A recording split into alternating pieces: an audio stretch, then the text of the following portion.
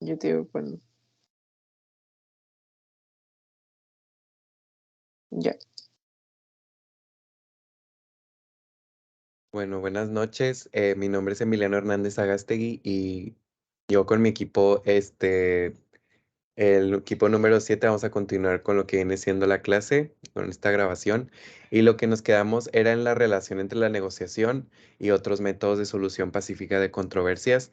Principalmente, nos habíamos quedado en que estos métodos de solución de controversias en relación con la negociación pueden ser utilizados principalmente para apuntar a facilitar las negociaciones y asimismo también son utilizados de manera autónoma, es decir, como tal, ya que al no haber una legislación como tal, un marco legal en donde obligue a los países a utilizar los métodos de una cierta manera, con una cierta jerarquía, también los países optan por utilizar, además de la negociación, los otros métodos que se les ofrece. Y asimismo también son utilizados de manera complementaria. Esto ya alimenta más que nada lo que acabo de mencionar, que pues, puede ser utilizados para facilitar las negociaciones como una herramienta más que ayuda a la negociación. Y un ejemplo claro de esto viene siendo en el artículo 6.1 del Protocolo de Olivos para la solución de controversias en el Mercosur, en donde menciona que si las partes negociantes no alcanzaren un acuerdo o si la controversia fuere solucionada solamente de manera parcial, cualquiera de los estados pueden partir directamente o pueden acudir a un procedimiento directamente arbitral. Es aquí donde vemos esa autonomía y esa parte complementaria de los métodos alternos, en donde, como lo mencioné anteriormente, los países optan por utilizar otro método, pero al mismo tiempo la negociación no se deja de por medio. Si le avanza a la siguiente, por favor.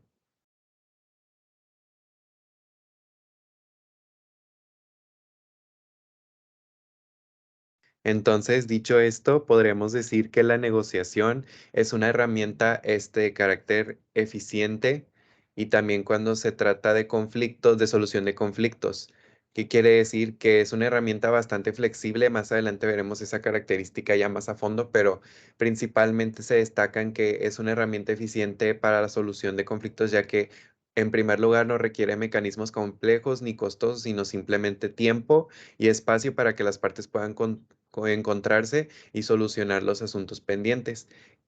La segunda característica es que dice que suele ser el método preferido por las partes en disputa, como lo mencioné anteriormente, al ser esta de bajo costo, en donde ambas partes tienen esa libertad en decidir cuándo establecer la negociación, el alcance y asimismo el tiempo en el que se va a dar esa negociación, pues este es el método preferido por costumbre internacional, como lo vimos en diapositivas anteriores en la que los países suelen utilizar para solucionar sus controversias.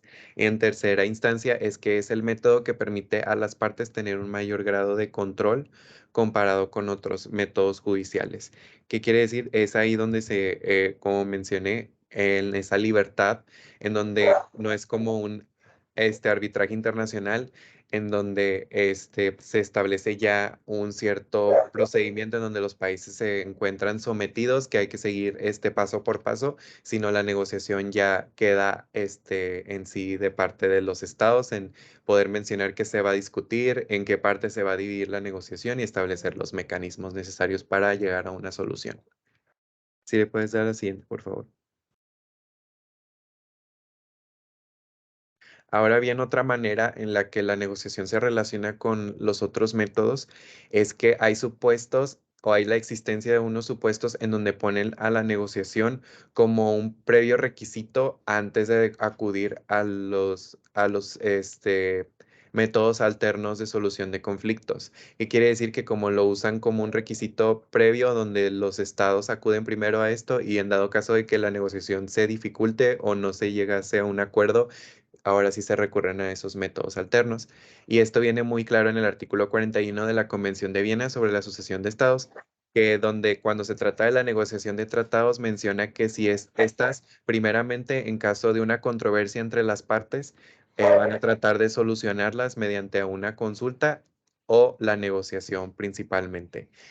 Y hablando de la consulta, esta es otra herramienta utilizada principalmente, aparte de la negociación, que está principalmente, se usa para evitar el surgimiento de una controversia, que quiere decir que es cuando unos países se encuentran, encontrados en ciertas ideas o hay una violación o un país cree que otro Estado miembro en un tratado esté violando los acuerdos ya, firmados, pues ahí es donde los países realizan estas consultas para poder, evitar asimismo acudir a cierta controversia y asimismo, empezar un, proceso de arbitraje o un proceso de método alterno de solución de conflictos. Sí, puedes dar la siguiente, por favor. Bueno, ahora que ya sabemos la relación en los métodos y la negociación, podemos proceder a ver cuáles son las funciones de la negociación. Primeramente, la negociación no es considerada como un fin, sino como una herramienta para solucionar las controversias. ¿Qué quiere decir? Que cuando es principalmente la negociación, viene siendo un mecanismo que nos va a ayudar a poder encontrar, a los estados les va a ayudar a encontrar la solución a sus controversias. Y no en sí mismo es lo que y la negociación en sí mismo no es un fin, el fin no es que los estados cooperen entre sí mismos, sino que ellos resuelvan a través de la negociación como herramienta, solucionar las controversias que éstas tengan de por medio. En segunda característica es que el verdadero objetivo de las partes es la resolución de la disputa y que si éstas no logran alcanzar una solución de manera directa, deberán acordar un medio que implique la intervención de un tercero. Es ahí donde vemos también más que nada la flexibilidad de la negociación, ya que, pues como, se vino mencionando, ese es el verdadero objetivo, la solución de la disputa o del conflicto, y ya en dado caso que ésta se dificulte o se ve que no esté avanzando de manera eficiente, pues es ahí donde se tienen las otras opciones, que son los métodos alternos. La tercera función es que la negociación es un medio que puede utilizarse en cualquier momento de la controversia.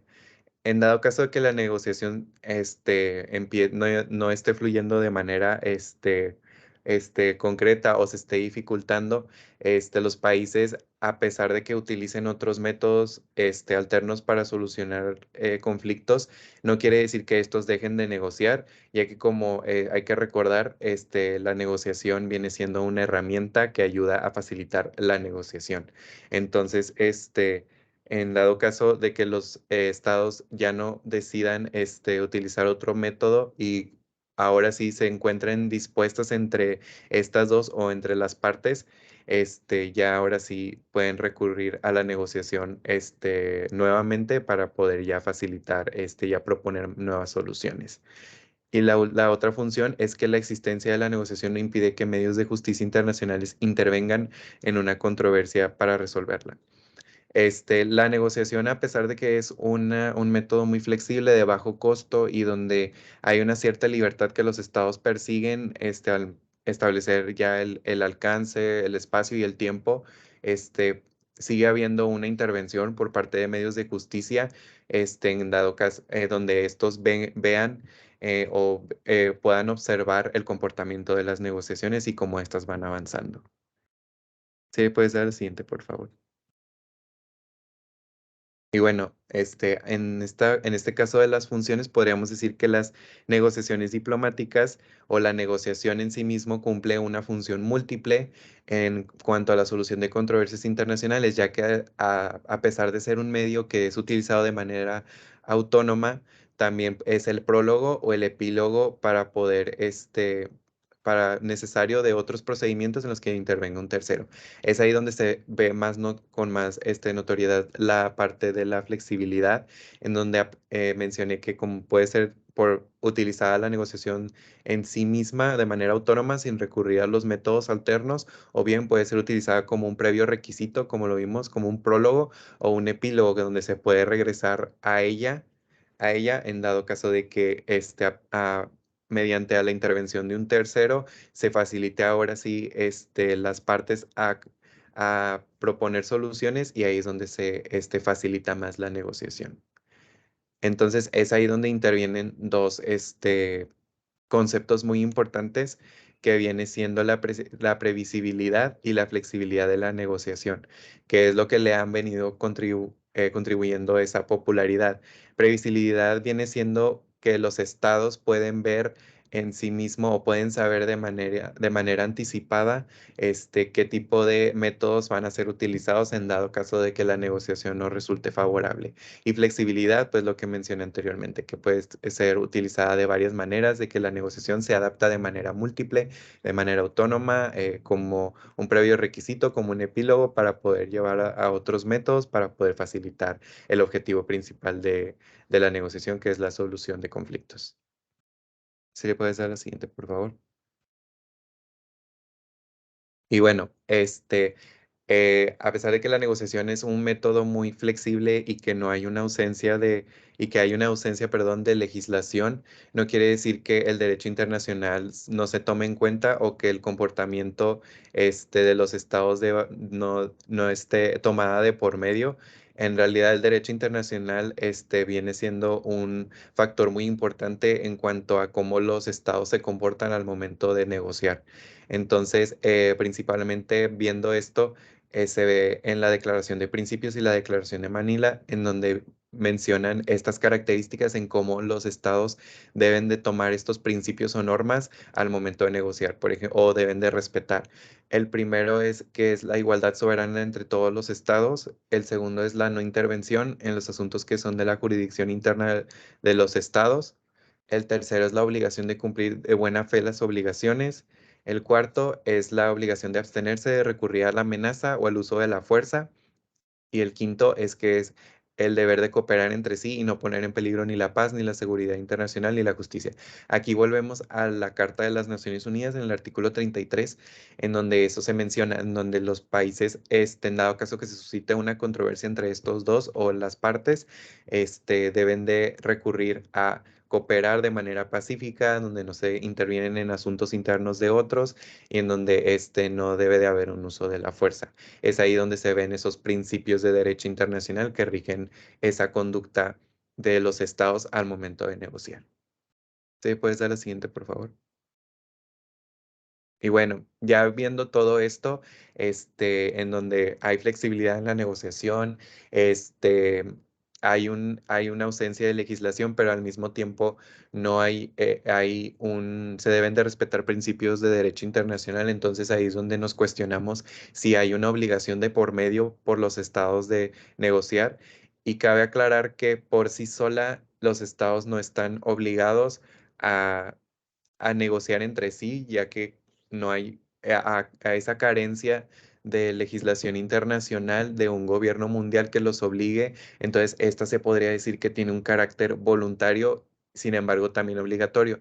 Pero al no haber esa misma legislación, la obligación puede surgir de otras maneras o de una manera, no de manera explícita, sino de una manera implícita.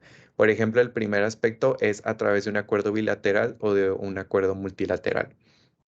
Cuando un estado, los estados se someten a unos acuerdos internacionales, parte de los acuerdos, en la mayoría de estos establecen mecanismos de solución de controversias, en donde estos países recurren de manera obligatoria, ya que como ratificaron estos acuerdos, ya se ve esa obligación de recurrir a esa solución de controversias de manera pacífica, que dictamina dicho acuerdo.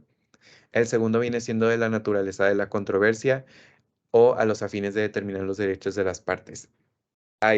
Tanto de maneras de negociar, hay muchos tipos de controversias. Hay controversias más simples, hay controversias más complejas. Entonces, también dependiendo de qué alcance o de qué temática o bien qué tan amenazante viene siendo la controversia que se establezca o qué tan dañina puede ser, es ahí donde se ve más que nada la obligación de negociar. El tercer aspecto, es cuando ha sido recomendada por un órgano de una organización internacional con competencias al respecto y que esta recomendación ha sido aceptada por las partes. No todas las organizaciones internacionales tienen estas competencias para poder recomendar a los otros estados que deben someterlos a negociar. Sin embargo, cuando esta misma que ya tiene las competencias para poder recomendar la negociación como un método, y ya las partes la aceptaron, entonces ahí es donde se ve la obligación ya más palpable para poder hallar una solución a los conflictos. Si le puedes dar al siguiente, por favor. Y bueno, en el contenido de la obligación es que menciona que hay diferentes elementos al momento de donde se halle esa obligación de negociar.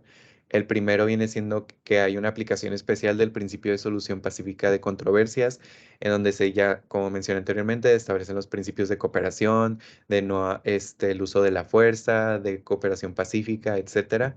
El segundo es que no implica solamente entrar en negociaciones significativas, sino también continuarlas tanto como sea posible con miras a concluir acuerdos. En dado caso de que los métodos no lleguen a ser o no lleguen a facilitar nuevamente las negociaciones, no quiere decir que los países deben de dejar de lado o dejen de perseguir una solución o a concluir en un acuerdo, sino que los estados deben de intentar de manera exhaustiva siempre intentar negociar para poder hallar esa misma solución de controversias. Entonces, en dado caso de que no haya un acuerdo de por medio en un cierto tiempo establecido, los países tienen hasta cierto punto esa obligación de seguir negociando y seguir hallando solución. La tercer elemento es la obligación de medios y no implica la obligación de alcanzar un acuerdo. Asimismo, como estas deben de seguir persiguiendo y debe de haber un cierto seguimiento a las negociaciones, también no están obligadas simplemente, enteramente a alcanzar un acuerdo. También estas pueden establecer, un alcance de un acuerdo o un acuerdo parcial entre las otras. Y la última es que la obligación jurídicamente es vinculante, aunque flexible, ya que deja en libertad de elegir los medios para poder implementarlo. ¿Qué quiere decir? Pues otra vez volvemos a la característica de flexibilidad y previsibilidad, donde los estados ya ven por sí mismos y ya establecen de manera libre, respetando los principios de derecho internacional, el espacio y el tiempo y el cómo van a ver esa negociación. Si le puedes dar la siguiente, por favor.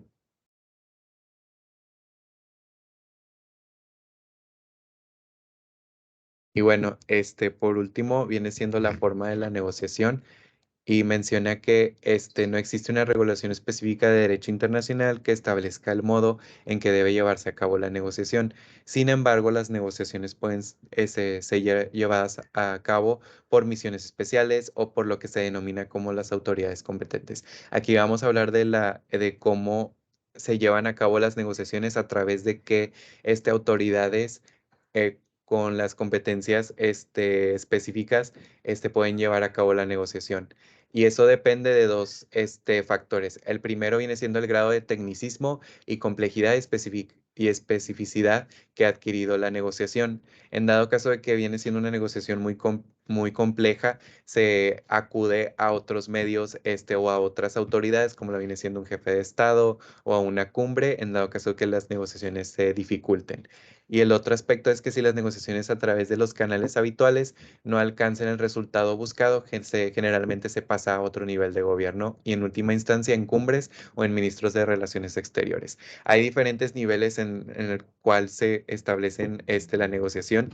Si en dado caso se intenta por un canal habitual diplomático que viene siendo a través de los miembros de una misión especial diplomática que viene siendo embajadores, con cónsuls, lleven a cabo esa negociación directamente, lo pueden hacer. Ellos son autoridades competentes para llevar a cabo una negociación, pero si en dado caso que éstas no alcanzaran un objetivo específico o no esté avanzando la negociación de por medio, entonces es ahí donde se empieza a ver en otras autoridades, como viene siendo en jefes de Estado, en jefes de gobierno o bien, en última instancia, en cumbres entre ministros de Relaciones Exteriores.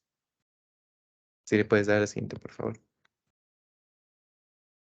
Y como último, también al momento de negociar, hay negociaciones en donde resulta ser, muy extensas, donde se discuten varios temas. Entonces, para poder facilitar o para poder avanzar de manera más eficiente en las negociaciones, se tiende a separar componentes o diferentes aspectos principales para poder evaluar cada uno y así llegar a un acuerdo más concreto. Y el segundo se trata acerca de que cuando se tratan de situaciones o de controversias o de acuerdos que necesiten una supervisión permanente continua, los estados suelen crear, por así decirlo, comisiones mixtas o comisiones conjuntas en donde se le da revisión a los convenios o a los acuerdos, se le da ese seguimiento para poder ver en cómo las negociaciones van avanzando, aunque situaciones o qué acuerdos ya concretos deben de renovar o se deben de renegociar.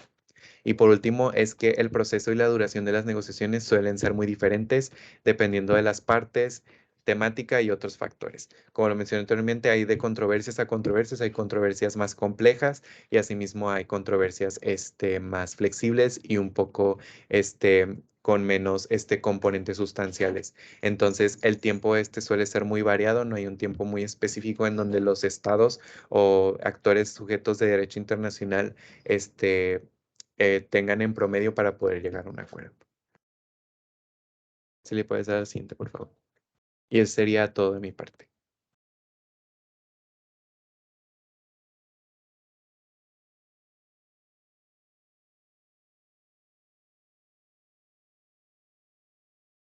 Buenas noches, mi nombre es Jimena Guzmán y bueno, yo voy a continuar con ese tema: ¿qué ocurre en caso de incumplimiento de la obligación de negociar? Y bueno, primero que nada, como ya se mencionó anteriormente, no existe como tal la obligación de tener un resultado en la negociación. Sin embargo, sí existe la obligación de solucionar las controversias de manera pacífica. Y bueno, si no se resuelven de manera pacífica o mediante el uso de las MASC, estos puede ser generador de responsabilidad internacional y se considera como un hecho ilícito. Y bueno, entendiendo de esta manera, es que siempre hay la posibilidad de que se apliquen sanciones en el caso de que, que se rompa la obligación de negociar o de resolver el conflicto de manera pacífica, o cuando haya una renuencia de participar en los procedimientos anteriormente acordados. Siempre hay una posibilidad de aplicar sanciones en el caso que exista una violación de las reglas de buena fe. Y bueno, debe considerarse algo distinto. No se considera que se violen las reglas de buena fe cuando se lleva a cabo la negociación y se alcanza el resultado, ambas partes están de acuerdo, pero a veces surgen causas que invalidan estas negociaciones. Y al respecto, la Convención de Viena en los artículos 49 y 50 establece como causas de nulidad o corrupción de un representante que viene a sancionar manifestaciones calificadas de mala de una vez probadas. Es decir, siempre debe existir la buena fe, los principios de buena fe para que se lleve a cabo la negociación. Y de igual manera, en los otros artículos, en los 51 y 52, habla sobre que la negociación o el resultado de la negociación se puede anular en caso de que haya sido resuelta a partir de casos de amenaza o uso de la fuerza para poder lograr que el resultado sea pues, a través de la amenaza o el uso de la fuerza. Ahora, en cuanto al resultado de la negociación, la mayoría de las veces las negociaciones sí dan los resultados, si se llega a un acuerdo entre ambas partes, y este acuerdo puede ser operativo por sí solo, es decir, ambas partes están de acuerdo y ya con eso basta, o a veces están de acuerdo, pero se necesita ratificar o que sea aceptado antes de entrar en vigencia o que sea considerado como legal. Y bueno, existe un debate sobre cuándo es que se puede considerar que la negociación ha fracasado o cuándo es necesario recurrir a otros métodos de solución. Primeramente, para decir que la negociación ha fracasado, hay que demostrar que hubo una negociación. Si no se puede demostrar que hubo una negociación o que las partes no quisieron participar o no estaban dispuestas a llegar a un acuerdo, no puede decirse que no funcionó, simplemente no se llevó a cabo. Y aquí también menciona que la ausencia de negociaciones no debe ser considerada un obstáculo para la utilización de otros medios de solución. Como igual han mencionado mis compañeros anteriormente, que la negociación no es el único método, sí es el más usado en el sistema internacional, pero no es el único. Y bueno, que no haya funcionado en un cierto conflicto no significa que no puedan usar otras opciones.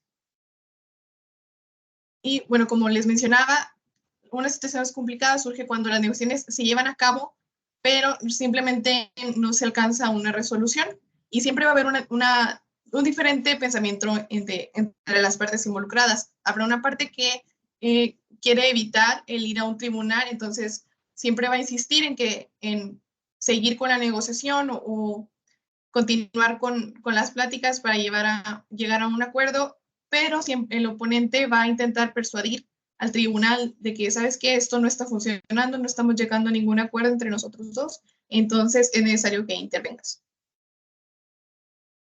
Y bueno, entonces, ¿cuándo se puede decir que de plano no se pudo o no se llevó a cabo esta negociación o no cumplió con su fin la negociación?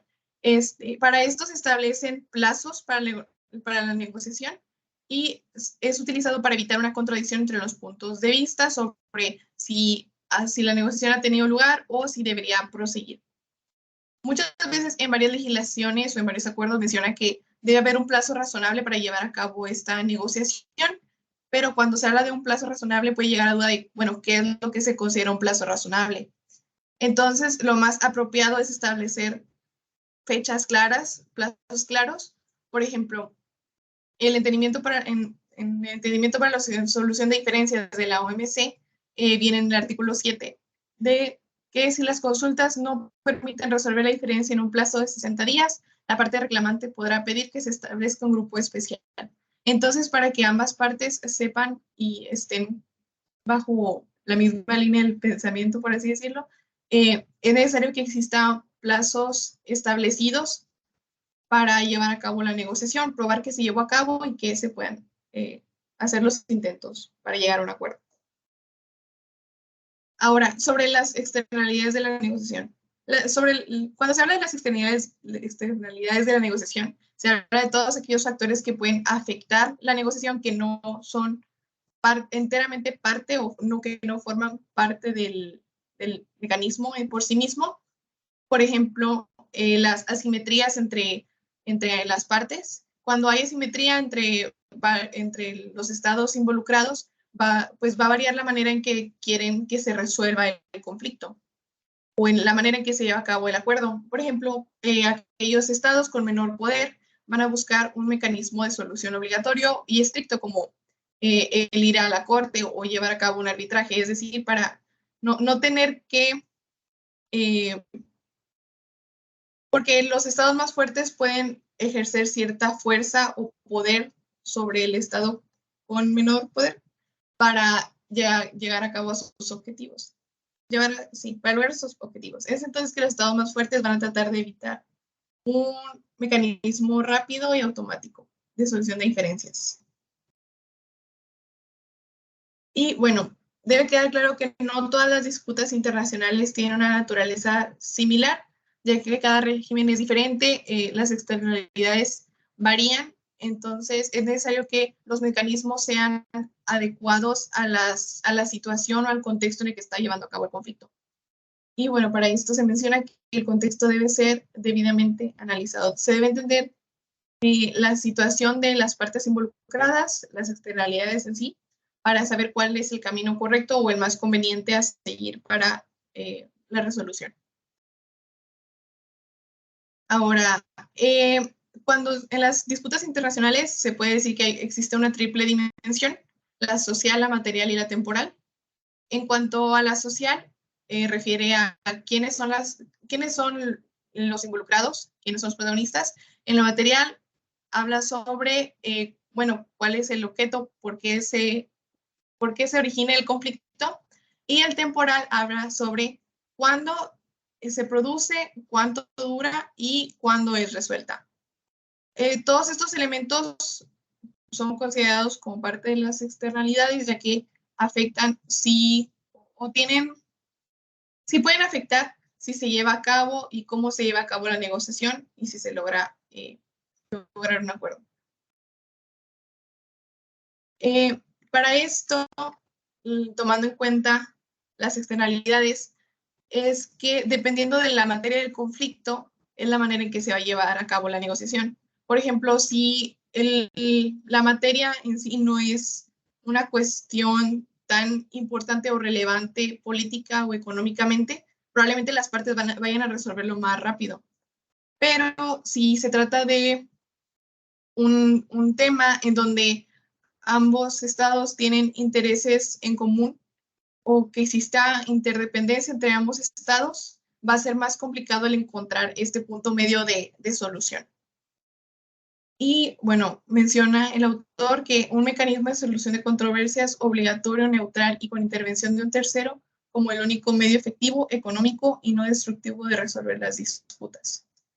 Y bueno, como sabemos, de la teoría a la práctica hay mucha diferencia, entonces, en teoría, hay una diferencia entre lo que debería ser un óptimo mecanismo de solución o como lo ideal, o la forma ideal en la que debería funcionar un mecanismo de solución de controversias y aquello que los estados están dispuestos a ceder para que se lleve a cabo este mecanismo. Bueno, y también dentro de estas externalidades son aquellas fuerzas, se encuentran las fuerzas políticas o económicas a las cuales se enfrentan los estados al momento de tratar de llegar a una solución y pueden ser fuerzas de carácter externo e interno. Por ejemplo, en el carácter externo se habla sobre que la negociación no siempre va a ser el método de solución preferido por todos los estados. Habrá quienes les prefieran hacer uso del arbitraje o ir directamente a un juicio, o habrá quienes si quieren llevar a cabo la conciliación o en este caso la negociación. Entonces, esta puede ser considerada como una fuerza de carácter externo, pero también los estados se enfrentan a la presión interna, lo cual pueden ser grupos económicos nacionales o grupos que crean que sus intereses están en conflicto debido a la decisión que pueda tomar el Estado. Bueno, ahora vamos a hablar sobre el otro método, la mediación. Y bueno, si algo caracteriza a la mediación es que se utiliza a un tercero, sin embargo, este es neutral e independiente y su papel es solamente facilitar la negociación. No puede dar opiniones o sugerir soluciones, solo desempeña el papel de facilitador. Su única tarea es hacer que ambas partes puedan entenderse. Y bueno, cuando se puede considerar que concluye la mediación es cuando ambas partes deciden no continuar o cuando sí se llega a un acuerdo para las personas o los estados involucrados. Y bueno, ¿qué es lo que caracteriza a un mediador o cómo se puede identificar qué hace a un buen mediador? Primeramente, dirige neutralmente la discusión, como se ha mencionado. No puede tomar el lado de alguna de las partes. Sin embargo, debe ayudar a que se entiendan, a que logren entenderse, a que los intereses de cada uno puedan ser puestos en la mesa y discutidos. Y debe trabajar con ambas partes para identificar soluciones que ayuden a los intereses que menciona o que son de, sí, aquellos temas de interés de cada estado. Y bueno, sirve como agente realista acerca de las opiniones de las partes. Su trabajo básicamente es moderar, es hacer que las partes se entiendan. Y actúa como agente neutralizador cuando las cosas salen mal. Ahora, en clase ya se ha hablado sobre la mediación y la conciliación. De la conciliación es el siguiente método a exponer. Sin embargo, hay diferencias entre la mediación y la conciliación, sobre todo en la parte teórica. Y bueno, dos son las que resaltan. Primeramente, dependiendo de la labor que realice el tercero frente a las partes, en la mediación solamente facilita la comunicación y ese es su único trabajo. Sin embargo, en la conciliación facilita comunicación, pero también sí puede proponer alternativas o soluciones que pueden ayudar a las partes a llegar al acuerdo. Y también la segunda diferencia es a partir del órgano que la ejerce. El mediador es designado por acuerdo de las partes. Ambas partes dicen, bueno, me parece que esta persona sea quien nos ayude a ponernos de acuerdo. Y la conciliación es más formal y es un poco menos flexible que la mediación.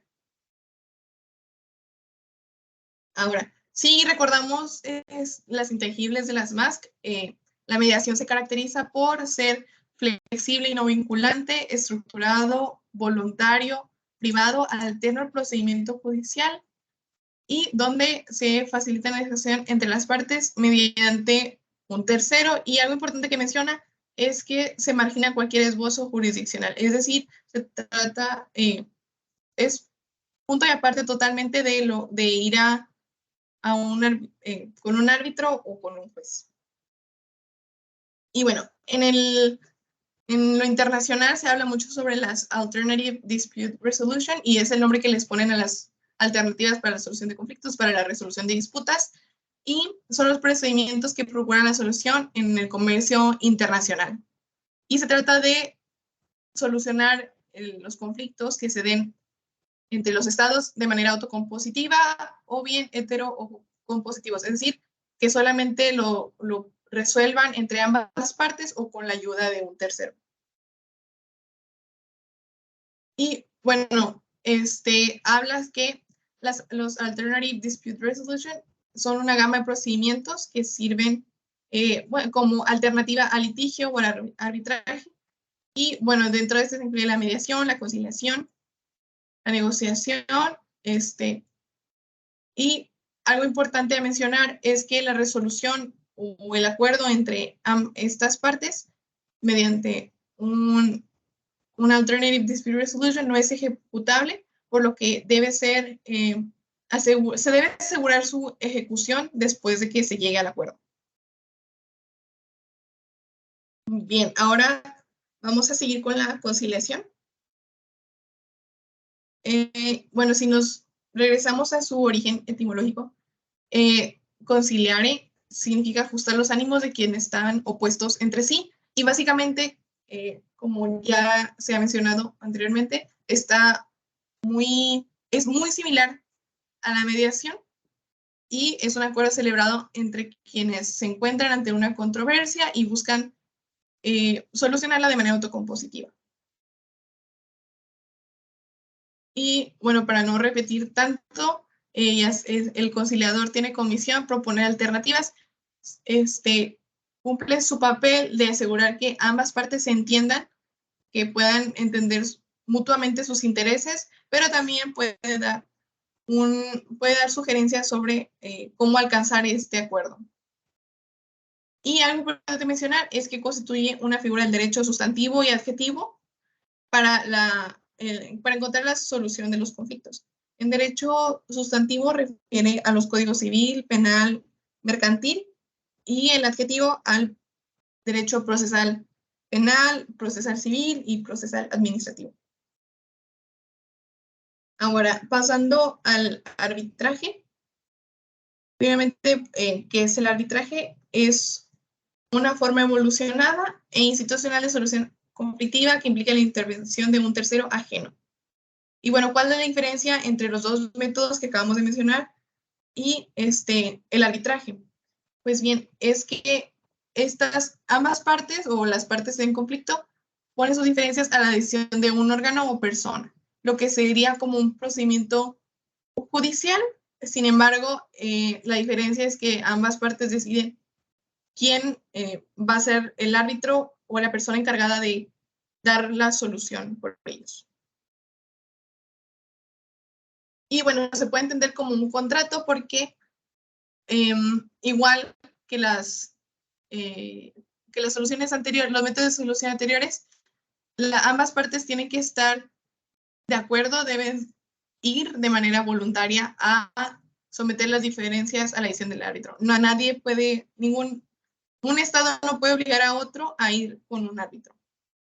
Y de manera general, o en otras palabras, el arbitraje constituye un proceso jurídico tramitado, desarrollado y resuelto por particulares. Funciona similar, como se ha mencionado, se funciona similarmente a un juicio, sin embargo, este es resuelto de manera privada, de manera voluntaria, y donde las partes deciden quién va a decidir la solución. Y bueno, una de las mayores diferencias entre el proceso judicial y el arbitraje es que este es más dúctil y maleable, abarca la mera intermediación y el dictamen de un experto, la amigable composición, el laudo en conciencia y el procedimiento de derecho. Agarra tanto de la conciliación y mediación como de los juicios o del procedimiento penal para decidir o ayudar o arreglar la solución entre ambas partes. Ahora, sobre la cláusula compromisoria y el compromiso arbitral.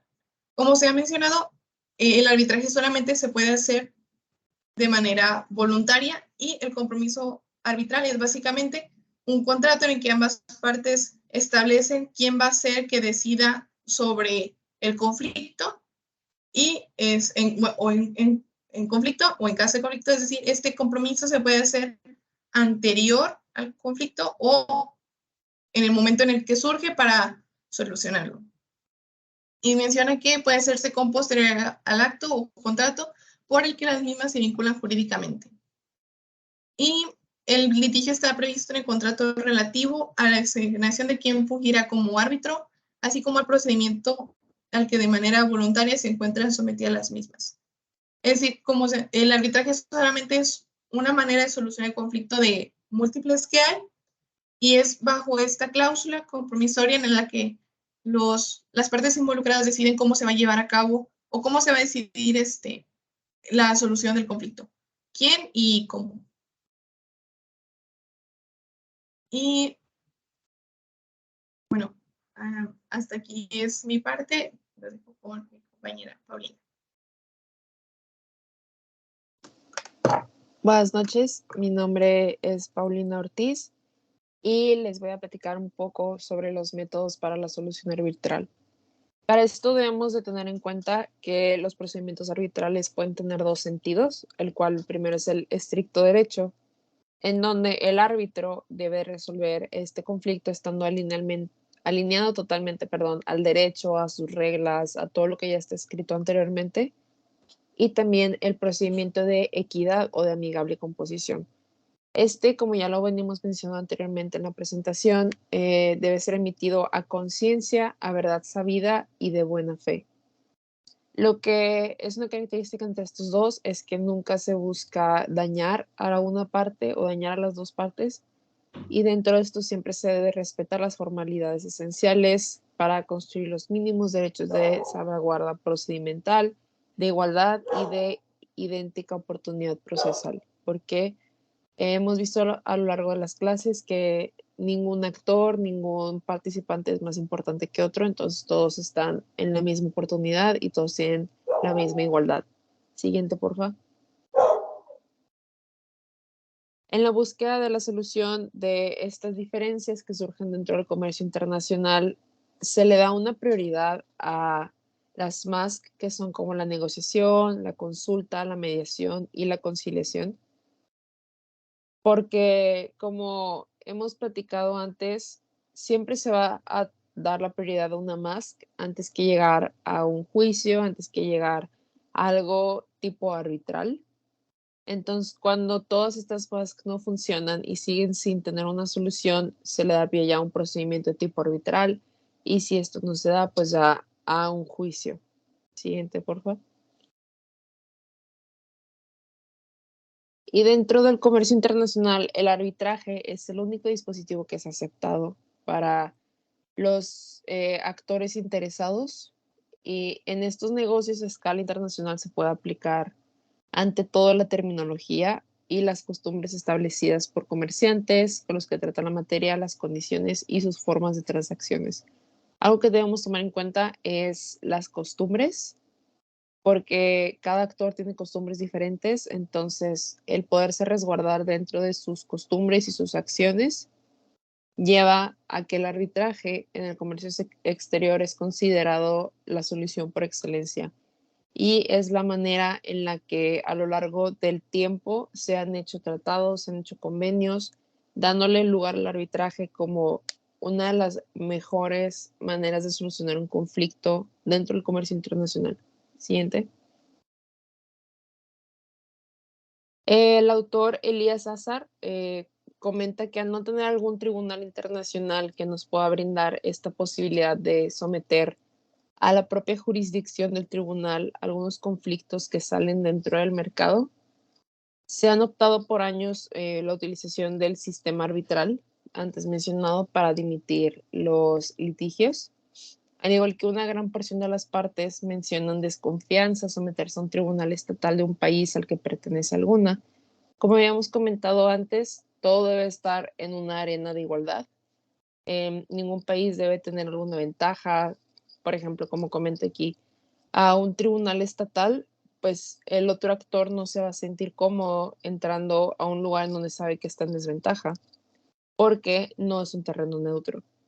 Asimismo, la aceptación del mismo arbitraje, recae en que no hay una jurisdicción interestatal del derecho privado y se necesita ir a un tribunal público. Ahí dentro de esto mismo hay una falta, hay una carencia en cada país.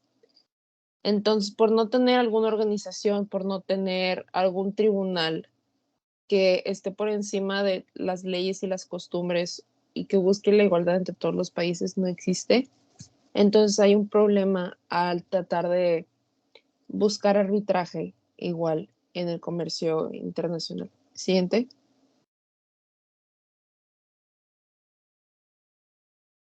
El predominio del arbitraje y todos estos mecanismos de solución de conflictos influyen mucho debido a la lentitud y el coste elevado de los procesos judiciales, ya que si se busca algo más como derecho privado, pues son pagos que se tienen que hacer, son honorarios, y por otro lado el carácter público de este arbitraje, porque habla sobre las ideas neoliberales del poder empresarial. Y esto es clave dentro de la reducción del intervencionismo estatal respecto a algunos partidos que pueden llegar a ser centristas de izquierda y o sociales. Al igual que esto, es que la causa principal es someterse a alguna ley internacional y los tribunales extranjeros, porque la actividad comercial desborda bastante en las legislaciones nacionales y se debe regular a la internacional. El comercio exterior este es arbitrado conforme al derecho internacional comercial, porque si pensamos en que cada actor tiene su propio conjunto de reglas, su propia manera de hacer comercio, nunca vamos a llegar a un acuerdo o un lugar en donde los dos o más actores están en una paridad, porque siempre va a haber alguna manera distinta de hacer las cosas. Y como se mencionó anteriormente, el intervencionismo estatal es muy importante, ya que puede darle un enfoque más político al arbitraje o al comercio. Siguiente. Y el arbitraje como medio tiene algunas ventajas como solución judicial, las cuales son la marcha o la rapidez en su íter. Íter significa camino, etapa, marcha u ruta procesal, ya que si sigue un camino bien marcado es mucho más rápido que cualquier otro más. Es una, hay personas que están especializadas en la materia y deben tener un curso, deben de estar certificados, al igual que es una ausencia de publicidad. También es muy eficaz y reduce la sobrecarga de trabajo en los tribunales estatales que antes habíamos comentado. Entonces, si el arbitraje se lleva a una esfera más internacional, no tenemos una publicidad, por ejemplo, tenemos gente que está especializada en la materia y que a lo largo de los años se han creado organizaciones, tratados, dentro de los cuales las personas se enfocan específicamente a ser árbitros, al igual que ayuda a los países a reducir la sobrecarga en los tribunales. Siguiente.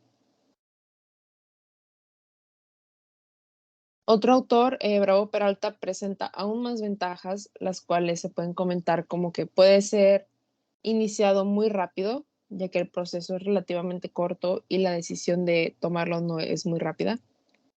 Que las reglas procesales son flexibles y son más directas que las establecidas en el proceso judicial, ya que no se adjudican o no hablan sobre alguna ley estatal o alguna ley local. Al igual que las partes seleccionan a sus árbitros. Generalmente el árbitro, como ya se mencionó, es un experto en la materia y que la decisión es inapelable. No hay lugar para pensar en que tal vez si tú escoges a tu árbitro y la decisión no va en favor a ti, pues es porque este árbitro es un experto en la materia y sabe lo que está haciendo, sino que la decisión, cuando puede ser apelable, pues te puedes llevar años dentro de un arbitraje que probablemente puede terminar en un juicio. Siguiente. Ahora les voy a platicar un poco sobre los organismos de arbitraje que existen y los tribunales arbitrales internacionales no funcionan por sí solos, ya que necesitan de un órgano o institución que los administre, lo que hacen los centros, las agencias o las asociaciones administradoras de arbitraje alrededor del mundo. Alguna organización que me gustaría comentar es la Cámara de Comercio Internacional, que tiene su sede en París, ya que esta misma cámara tiene un arbitraje internacional y organizó los tribunales de arbitraje comercial a principios del siglo XX, al igual que a la Corte Internacional de Arbitraje. Siguiente, por favor. Las funciones básicas que realiza un centro o alguna asociación de arbitraje pueden ir desde administrar los propios tribunales, recabar y actualizar un listado de árbitros, porque como platicamos, el árbitro debe ser un experto en la materia, entonces se tienen que ir actualizando las listas de los árbitros que pueden participar y designarlos para formar el tribunal, difundir y enseñar la función arbitral, para esto seguir creando árbitros, expedir un reglamento de procedimientos, ya que todo tiene un reglamento y todo tiene un camino a seguir. También facilita los medios para que el tribunal pueda desempeñar su función, como las oficinas, las instalaciones, el secretariado y el equipo. Le da el capital, mientras que el equipo es el que sigue moviéndose para atraer más gente. Al igual que califica las causas de impedimento del arbitraje, resuelve estas relativas a los honorarios de los árbitros, o sea, a su paga. Administra los recursos económicos, también con aranceles, y ayuda a auspiciar organismos regionales. Siguiente, por favor. Y unos ejemplos de centros de arbitraje que son de los más importantes en el mundo son la American Arbitration Association, que es de Estados Unidos, como le indica su nombre, la Corte Internacional de Arbitraje de la Cámara de Comercio Internacional, la Comisión Interamericana de Arbitraje Comercial y el Centro Internacional para el Desarrollo de las Diferencias Relativas a las Inversiones. Siguiente, por favor. Y en el caso de México, debido a su legislación, debido a su comercio internacional, tenemos el Centro de Mediación y Arbitraje de la Cámara Nacional de Comercio de la Ciudad de México, que es la CANACO, el Centro de Arbitraje de México, que es el CAM, al igual que organizaciones internacionales como la AAA, como lo comentamos antes, el International Center for Dispute Resolution, la International Chamber of Commerce, la London Court of International Arbitration, que esa es de el Reino Unido, la Japan Commercial Arbitration Association y el China International Economic and Trade Arbitration Commission. Como podemos ver, son muchas cortes, son asociaciones, porque entran dentro de los organismos del arbitraje que son utilizados en México. Siguiente. Las Naciones Unidas también tocan temas del arbitraje. Por ejemplo, la ONU tiene una comisión de las Naciones Unidas para el Derecho Mercantil Internacional y esta aporta a la materia para la solución de las controversias, creando una ley modelo para el arbitraje comercial internacional en 1984, perdón, con enmiendas en el 2006. Como sabemos, esta ley modelo se sigue actualizando, entonces siempre está en constante evolución, no es algo que ya se sentó y que se tiene que seguir, sino que se va aprendiendo. Y su mayor objetivo es contribuir con la armonización de las normas internas dentro de los estados, que las integran sus sistemas jurídicos más importantes del mundo, y esto es para que no existan colisiones con el arbitraje internacional, para que la problemática no escale a un juicio, no escale a algo más, sino que se quede dentro del arbitraje. Siguiente. Algunos acuerdos internacionales que tenemos dentro de Latinoamérica como una región es la Convención Interamericana sobre el Arbitraje Comercial Internacional, que fue suscrita en Panamá el 30 de enero de 1971, si mal no recuerdo. Y la Convención Interamericana sobre la Eficacia Extraterritorial de las Sentencias y los Laudos Arbitrales Extranjeros, que fue suscrita en Paraguay en mayo de 1979. Siguiente.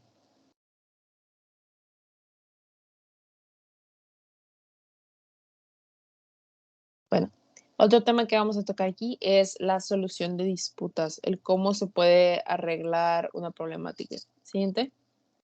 Y este es un documento en el que se menciona qué es lo más importante de analizar las cláusulas relativas, por ejemplo, a la solución de las diferencias, porque determinan dónde y cómo se van a realizar las audiencias de estas diferencias, de esta problemática.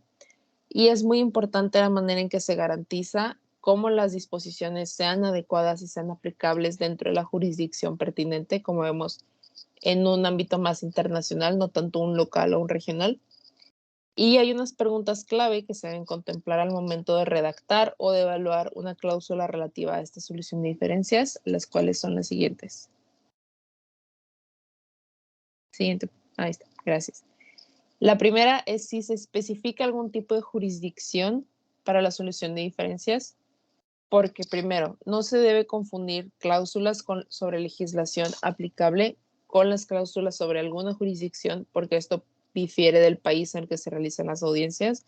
Un juicio en la Ciudad de México no es lo mismo que un juicio en la ciudad de Tokio, en Japón. Al igual que si no se especifica una solución de diferencias, probablemente los tribunales tengan alguna jurisdicción por defecto. Y si esto ocurre y las partes están dispuestas a quedar sujetas a una jurisdicción de un tribunal local, es mejor incluir esta cláusula para que se especifique, porque las partes tienen la posibilidad de vincularse dentro de ella. Si las partes aceptan estar en una jurisdicción local de un tribunal, se tiene que incluir una cláusula de esta jurisdicción, porque si no queda al aire. Siguiente. La pregunta número 2 o el tema número 2 que se debe verificar dentro de la solución de las disputas es la solución provisional de las diferencias, ya que sí es posible que se puedan incluir algunos mecanismos dentro del mismo acuerdo para ayudar a las partes a llegar a una solución de una diferencia antes de que se llegue a instancias de litigio o de arbitraje, como ya se mencionó. Y algunos ejemplos es que el requisito de los problemas que se pueden elevar con una administración para una negociación. También un mecanismo que se puede agregar es una mediación antes de llegar al arbitraje. Aunque el arbitraje sea el más preferido para este tipo de temas, la mediación también puede ayudar. La mediación, pues ya sabemos que es un tercero neutral que ayuda a estas partes a llegar a una resolución negociada, al igual que una decisión de expertos que son ajenos al caso completamente. Y como dicen, son controversias que son presentadas ante un experto independiente, no tiene nada que ver con los actores para no tener un favorecimiento hacia una de las dos partes. Y al redactar todas las disposiciones de esta solución provisional de diferencias, tenemos que prestar atención a la imposición de los marcos temporales para la finalización de cada etapa, porque si no se entra en un loophole de no poder avanzar porque todavía no termina. Entonces, al darle un marco de tiempo estricto, estás condicionando a que se termine y si no, pues se rechaza o va directo al arbitraje. Siguiente. La siguiente pregunta es si existe un sistema de tribunales adecuado al que las partes estén dispuestas a someterse. Un tema que es muy notado dentro de esta presentación es que algunos actores, algunos países no se quieren someter a legislaciones diferentes a las suyas. Entonces, si es que la respuesta a esta pregunta es un sí, se debe buscar un asesoramiento local sobre el sistema de tribunales, los plazos de procesamiento de los reclamos, la objetividad del Poder Judicial, la calidad de este mismo Poder Judicial y si es que ya hay una experiencia en disposiciones contractuales similares y si los procedimientos del tribunal son claros y si se respetan. Al igual de que si los prestamistas extranjeros desean participar, es posible que se desee evitar tribunales locales para no caer en favoritismos o en cualquier cosa que, como sabemos, son prestamistas extranjeros, no van a querer perder. Entonces, siguiente, por favor.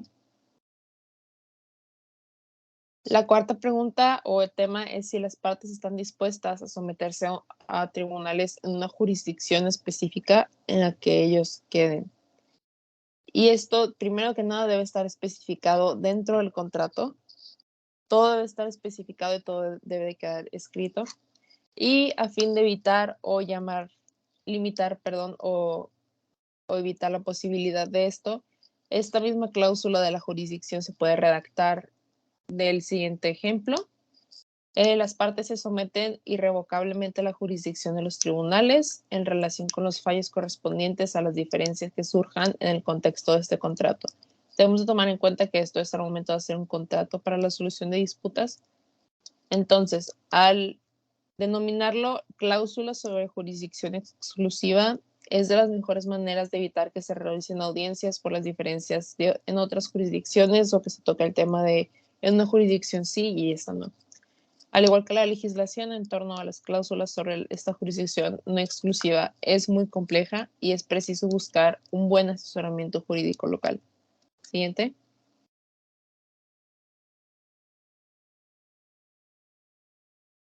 El quinto es si las partes prefieren someter sus diferencias al arbitraje, ya que el arbitraje es una técnica jurídica para solucionar estas diferencias que no entran ante un tribunal.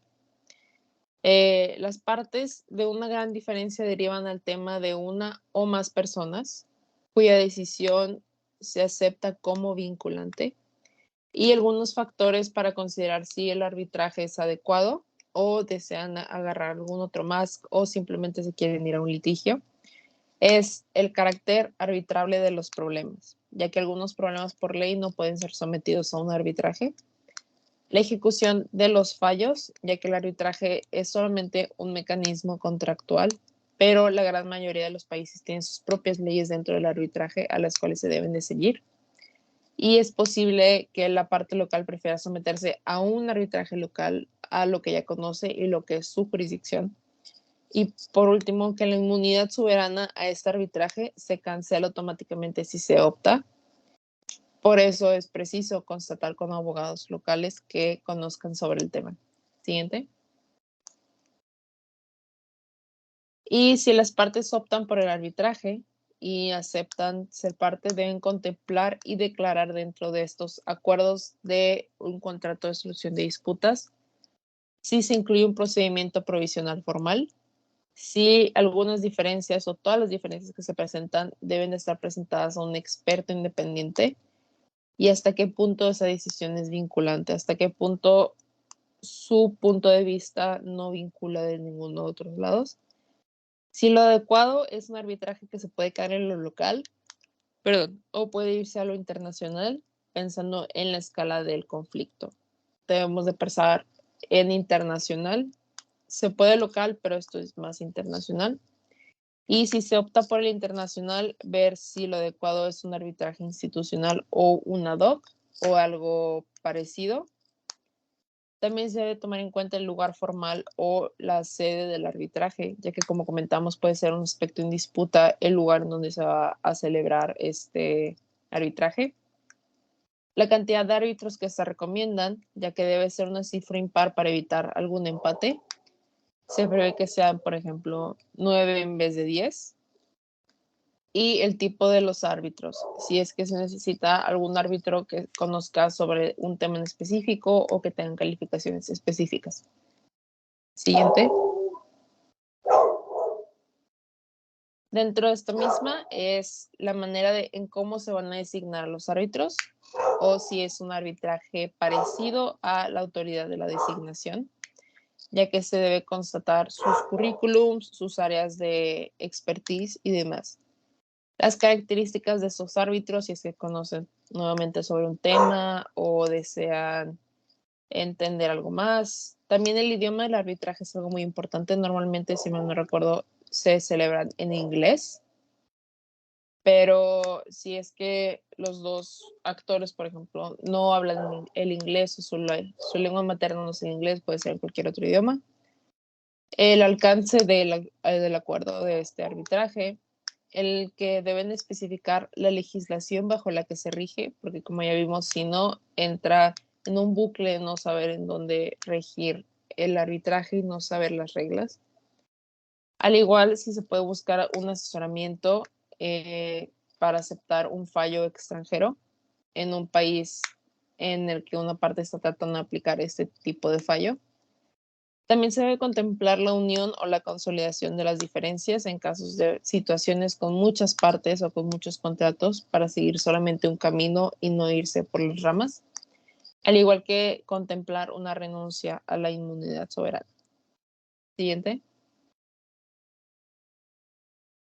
Y las partes no deben suponer que estas cláusulas divididas deben de permitir que una parte solamente tenga la opción de arbitrar o de litigar, mientras que la otra solo pueda litigar, sino que las dos pueden arbitrar y litigar. Las partes no deberían nombrar a personas como árbitros en el acuerdo, sino que si se está hablando de un organismo, el organismo es el que ayuda a proveer estos árbitros. Las partes no deben suponer que el arbitraje sea confidencial, ya que se debe tener un registro y dependiendo de cada ley, es que si se hacen públicas o no. Las partes no deben aceptar que el arbitraje se realice en un país que no sea signatario de la Convención de Nueva York, ya que bajo esto, pues la legislatura, por decirlo así, no entraría. Y aceptar una cláusula del CIADI sin recibir un asesoramiento jurídico o tomar una decisión sin recibir un asesoramiento jurídico porque no se sabe si es la decisión correcta o la decisión que les ahorraría tiempo y o dinero. Siguiente.